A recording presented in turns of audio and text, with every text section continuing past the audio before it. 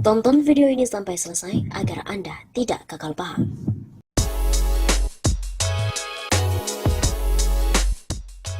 Presiden Jokowi dituntut dan disomasi oleh lapor COVID-19 dan juga 107 lembaga swadaya masyarakat.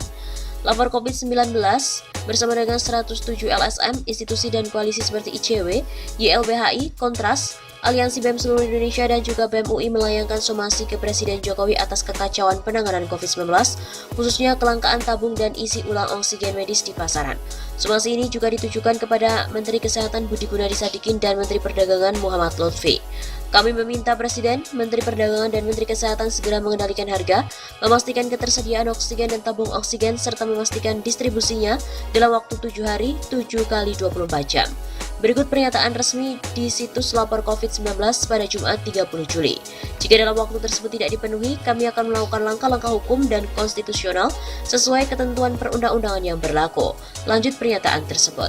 Tim lapor COVID-19 sendiri menjelaskan, seiring lonjakan korban COVID ditemukan beberapa kejanggalan kenaikan harga, bahkan kelangkaan beberapa alat kesehatan termasuk oksigen. Berdasarkan pemantauan tim juga, selama 1 bulan terakhir, masyarakat diresahkan dengan kenaikan harga oksigen dan peralatannya hingga 200-300% di pasaran. Selain itu, somasi juga diberikan mengingat akibat kapasitas rumah sakit tidak memadai, sehingga membuat sejumlah pasien corona terpaksa menjalani isolasi mandiri di rumah. Bahkan untuk mereka dengan komorbid yang menurut keputusan Kementerian Kesehatan nomor HK sekian tentang panduan pelaksanaan pemeriksaan, pelacakan, karantina dan isolasi dalam rangka percepatan pencegahan dan pengendalian COVID-19 tidak diperbolehkan menjalani isolasi mandiri dan harus dirawat di rumah sakit. Isolasi mandiri tanpa peralatan lebih untuk mereka dengan komorbid tentu menambah risiko. Data lapor COVID-19 menunjukkan sejak Juni sampai 18 Juli 2020, terdapat setidaknya 675 pasien COVID yang meninggal saat menjalani isoman. Jelas pernyataan tersebut. Koalisi juga menerima pengaduan pasien COVID yang meninggal saat mencari rumah sakit, juga meninggal saat duduk di kursi roda mengantri kamar di rumah sakit dengan saturasi oksigen yang terus menurun.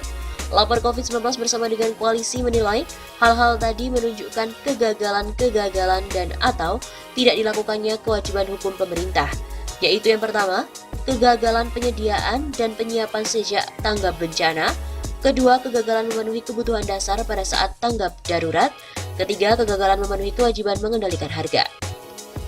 Tindak pidana dalam menghilangkan nyawa bukan saja kesengajaan, tetapi juga kelalaian yang menyebabkan mati.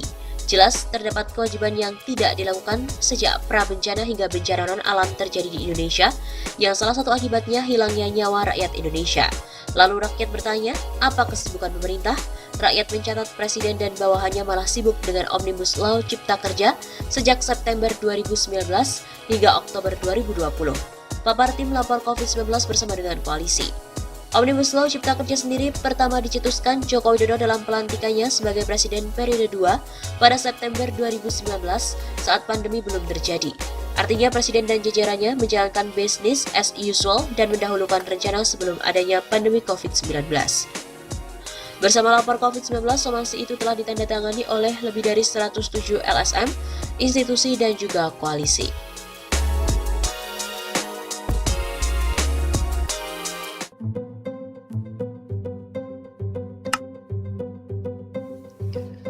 Opung Luhut akhirnya kibarkan bendera putih, minta bantuan internasional untuk tangani COVID.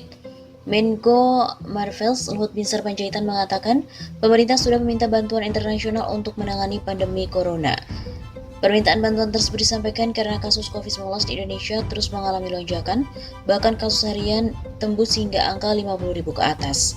Kami sudah menerima bantuan internasional, jadi jangan Anda bilang kita sudah sudah. Semua tentu sudah kita lakukan, bertahap, bertingkat, dan berlanjut. Kata Luhut dalam konferensi pers virtual pada Kamis 15 Juli yang lalu. Jadi bukan tidak minta bantu, kita minta bantu, tapi tentu bantu-bantu yang menurut kita yang kita tidak bisa tangani. Begitu sambungnya. Lebih jauh lagi, Luhut menjelaskan, bantuan meliputi vaksin COVID-19 hingga oksigen. Negara yang turut memberikan bantuan ke Indonesia katanya adalah Jepang, Singapura, China, Uni Emirat Arab, dan Australia. Ini Anda lihat negara-negara yang sudah kita hubungi dan mereka sudah jalan. Dari Singapura, dari Uni Emirat Arab, juga dari Tiongkok. Ada juga dari Australia, dan lokal produk kita sendiri pun sudah ada membuat ventilator. Termasuk oksigen, konsentrator juga teman-teman dari Jogja sudah buat kita dorong juga untuk memanfaatkan membangun industri dalam negeri. Lebih lanjut, ia menegaskan bahwa bantuan tersebut akan disebar ke sejumlah rumah sakit yang ada di Indonesia. Ia berharap bantuan yang diterima Indonesia bisa membuat fasilitas rumah sakit menjadi lebih baik. Selain itu, saran dari Fadlizon, kibarkanlah bendera putih. Seruan agar Indonesia mengibarkan bendera putih alias minta bantuan pihak asing sudah diserukan oleh banyak pihak. Sebelumnya, Wakil Ketua Umum DPP Partai Gerindra, Fadlizon, menilai penanganan pandemi COVID-19 di Indonesia memburuk. Menurutnya, Indonesia harus segera meminta bantuan dunia internasional, terutama pada negara-negara yang terbukti sudah berhasil mengatasi pandemi. Pemerintah kita juga harus bersikap realistis menghadapi gelombang baru COVID-19. Infrastruktur kesehatan, logistik, serta sejumlah tenaga kesehatan kita ini terbukti sudah berada di ambang batas, sehingga tidak akan sanggup lagi untuk menghadapi situasi yang terus memburuk. Suka atau tidak suka, kita harus segera meminta bantuan dunia internasional, terutama negara-negara yang terbukti sudah berhasil mengatasi pandemi, dan ini merupakan persoalan kemanusiaan, katanya pada hari Jumat 9 Juli yang lalu. Menurut Fadlizon, ada beberapa alasan kenapa Indonesia membutuhkan langkah luar biasa dalam mengatasi gelombang baru COVID-19 ini. Pertama, dalam 2 pekan terakhir sudah terjadi berkali-kali rekor kasus baru COVID-19 di tanah air. Hanya tinggal soal waktu saja rekor itu akan segera menembus angka 40.000 sampai 50.000 jika kita tidak segera mengambil langkah luar biasa.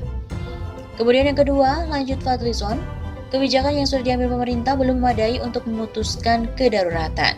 Meskipun berjudul PPKM darurat dan diterapkan di wilayah Jawa sampai dengan Bali, kebijakan ini tidak bisa dianggap luar biasa. Menurut Fadli lagi, dalam praktiknya di lapangan, kebijakan ini belum bisa membatasi kegiatan masyarakat. Dia bilang, sebagian masyarakat masih perlu untuk mencari nafkah harian sebagai kebutuhan hidup sehari-hari karena pemerintah tidak memberikan kompensasi atau pembatasan diri. Apalagi di sisi lain, hingga hari ini pun pemerintah masih saja membuka pintu bandara dan juga pelabuhan. TKA asing dari Cina masih bisa melenggang masuk di Indonesia. Keadaan ini membuat sebagian masyarakat merasa didiskriminasi. Ketiga, Fadli juga menambahkan kemampuan infrastruktur kesehatan Indonesia sudah di ambang batas. Menurut data Perhimpunan Rumah Sakit Seluruh Indonesia atau PERSI, saat ini okupansi tempat tidur di berbagai rumah sakit di Jakarta, Banten, Yogyakarta, Jawa Barat, dan Jawa Tengah sudah mencapai 100%. Kata Fadli lagi, PERSI juga mengatakan bahwa jumlah kasus aktif telah meningkat di 28 provinsi. Tabung oksigen dan oksigen yang sendiri menjadi langka dan tidak memenuhi kebutuhan mereka yang membutuhkan. Terjadi panic buying untuk sejumlah obat, vitamin, bahkan susu.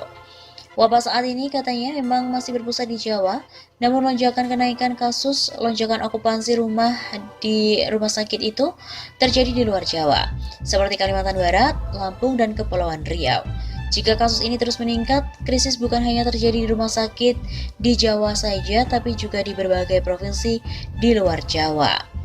Anggota Komisi 1 DPR RI itu menambahkan, menurut data laporan COVID-19, pekan lalu tercatat ada 265 kematian di luar rumah sakit pada saat orang-orang mengisolasikan diri di rumah. Data ini bisa memberikan gambaran bagaimana infrastruktur kesehatan sudah tak lagi bisa melayani pasien baru yang terus bermunculan. Bahkan, banyak dari mereka yang terpapar tak bisa ke rumah sakit karena penuh dan terpaksa isolasi mandiri tanpa pengawasan dokter atau tenaga medis.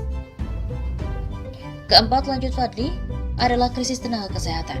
Dia menyebut sejak awal pandemi, jumlah dokter yang meninggal akibat COVID-19 di Indonesia telah melebihi angka 400 orang.